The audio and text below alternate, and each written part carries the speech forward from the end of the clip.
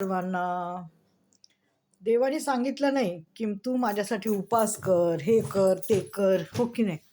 असं काही देव बोलत नाही की तू मला इतके रुपये दे, हे नाही.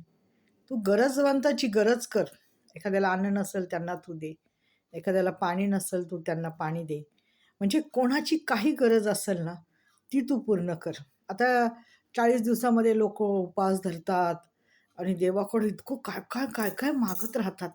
अरे पण तुझ्या जवळ आहे ना, घरात आहे ना, घरात तुझ्या घरामधली लोक, त्यांच्याशी तुम्ही चांगले राहा ना. बाकींच्याशी तर जाऊ द्या, मरू द्या.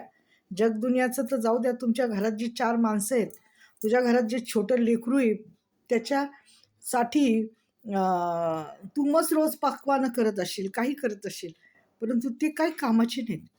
त्या लेकराला कशात आनंद आहे? हं? ते लेकराला कशात आनंद आहे? तू बापा संगती भेटू देत नाही, आजी संगती भेटू देत नाही, त्याला असं डांबून ठेवले. मग देव तुला माफ करेल का? हं? देव कधीच माफ करणार नाही.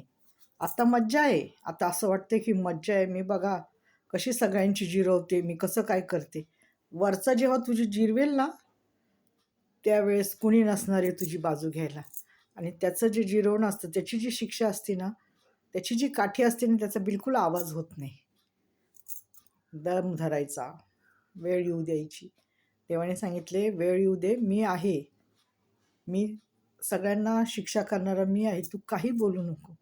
त्यामुळं मी देवावर सोडले. देवा बघ, तुझ्या मंदिरात येतात, तुझ्याशी कसं वागतात, खोटेपणाने वागतात.